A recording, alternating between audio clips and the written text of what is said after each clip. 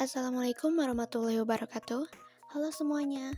Perkenalkan kami dari kelompok 2 yang beranggotakan Ahmad Niko, Rizka Nila, dan Muhammad Wazan. Pada kesempatan kali ini, kami akan mempresentasikan materi ekonomi yaitu dana pensiun. Materi ini memiliki 6 subbab, yaitu 1. Pengertian dana pensiun, 2. Tujuan dana pensiun, 3. Fungsi dana pensiun, yang keempat adalah produk dana pensiun, yang kelima jenis dana pensiun, dan yang terakhir atau yang keenam adalah metode pembayaran dana pensiun. Pengertian dana pensiun. Menurut Kamus Besar Bahasa Indonesia atau yang biasa disebut dengan KBBI, dana pensiun adalah sekumpulan dana yang diperoleh dari iuran tetap tiap peserta ditambah penyisihan penghasilan perusahaan serta para peserta memiliki hak mendapatkan bagian keuntungan itu setelah pensiun. Sementara itu, berdasarkan Undang-Undang Nomor 11 Tahun 1992, pengertian dana tersebut adalah badan hukum yang mengelola dan menjalankan program dengan janji manfaat pensiun. Sehingga dari kedua pengertian dana pensiun di atas, dana tersebut artinya dikumpulkan oleh lembaga tertentu dengan menggunakan iuran pekerja untuk diberikan kembali kepada pekerja pada saat masa pensiunnya. Tujuan dana pensiun. Aspek ekonomis adalah usaha pemberi kerja untuk menarik atau mempertahankan karyawan perusahaan yang memiliki potensi, cerdas, terampil, dan produktif yang dapat diharapkan untuk mengembangkan perusahaan. Yang kedua, dapat dilihat dari aspek sosial berkaitan dengan tanggung jawab sosial pemberi kerja, bukan saja kepada karyawannya pada saat karyawan yang bersangkutan tidak lagi mampu bekerja, tetapi juga kepada keluarganya pada saat karyawan tersebut meninggal dunia. Kedua aspek tersebut sebenarnya hanya dilihat dari sisi perusahaan atau pemberi kerja. Fungsi dana pensiun. 1. Bagi pekerja.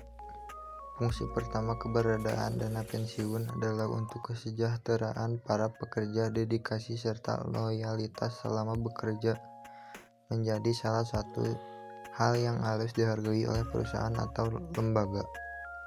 Kedua, bagi perusahaan, sebagai bentuk terima kasih atas pengabdian dan kerja kerasnya selama bekerja, perusahaan atau lembaga wajib memberikan tunjangan di hari tua kepada para pekerjaannya. Selain itu, fungsi utama adanya dana pensiun adalah membuat karyawan atau pegawai tidak berhenti bekerja di usia yang masih produktif. Ketiga, bagi pihak penyelenggaraan program, keterlibatan pihak penyelenggaraan program dana hari tua ini juga sebagai bentuk dukungan terhadap program pemerintah tentang dana hari tua. Produk dana pensiun. 1. Program pensiun manfaat pasti PPMP. Besaran manfaat dari produk ditentukan dalam peraturan yang berlaku di Indonesia. Setiap iurannya dibebankan pada pemotongan gaji karyawan. Di samping itu, produk atau program ini juga dibentukkan berdasarkan masa kerja serta jumlah penghasilan karyawan. Kelebihan program pensiun manfaat pasti. A. Lebih menekankan pada hasil. B. Manfaat pensiun ditentukan terlebih dahulu, meningkat manfaat dikaitkan dengan gaji karyawan. C. Program pensiun manfaat pasti dapat mengakomodasi masa kerja yang telah dilalui karyawan. Apabila program pensiun dibentuk jauh setelah perusahaan berjalan.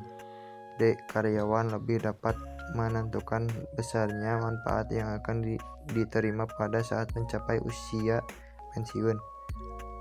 Kelemahan program pensiun manfaat pasti. Perusahaan mengundang risiko atas kekurangan dana apabila hasil investasi tidak mencukupi.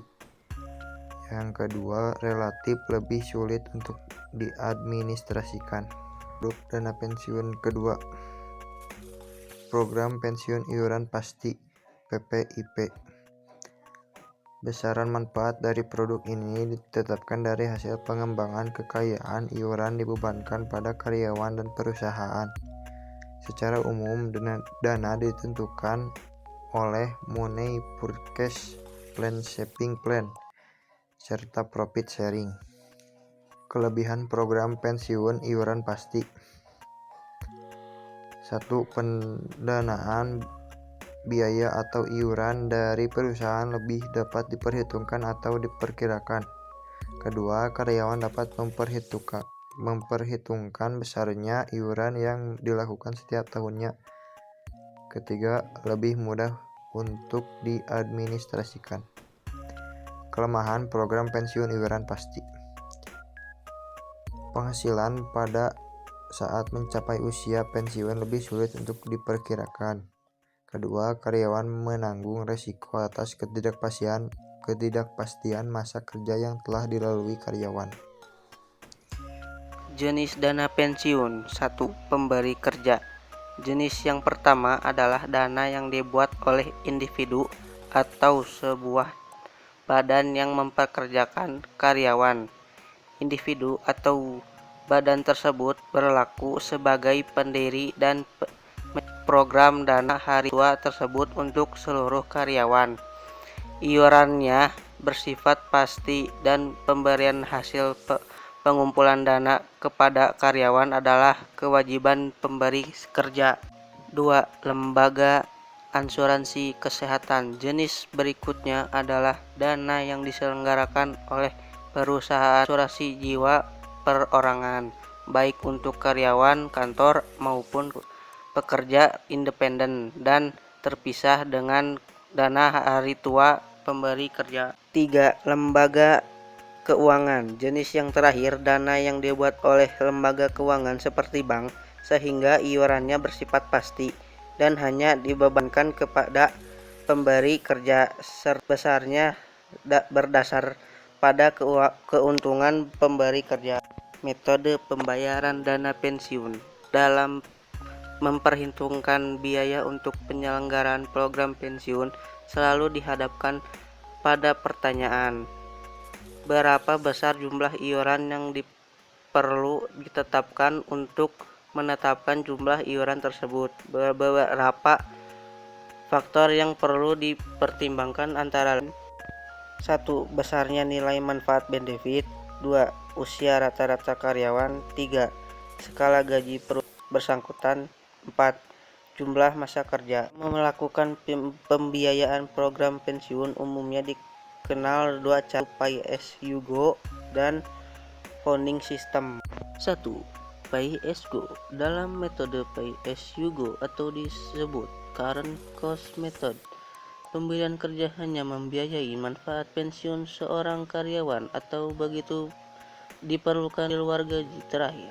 Metode ini relatif kurang konservatif dibandingkan dengan metode pembiayaan pensiun lainnya, dan sebenarnya tidak dilakukan pendanaan sama sekali karena memang tidak ada dana yang terhimpun atau yang dipupuk dari awal yang berasal dari statutory plan. Kelemahan metode ini adalah karyawan atau pensiunan jelas tidak memiliki jaminan kepastian mendapatkan pensiun. Sedangkan kelebihannya adalah pemberi kerja tidak diharuskan menginvestasikan dana dalam suatu dana pensiun atau perusahaan asuransi jiwa. 2. Funding system. Funding system adalah metode pemupukan dana yang bersumber dari peserta dan pemberi kerja. Metode pendanaan pada dasarnya dapat dibedakan dalam dua bentuk, yaitu single premium funding dan level premium funding. 1. Single premium funding.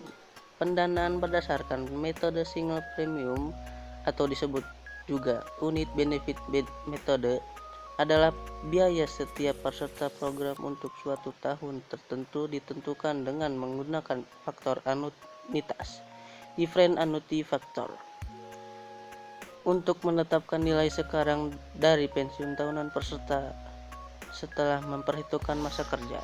2. Level premium funding.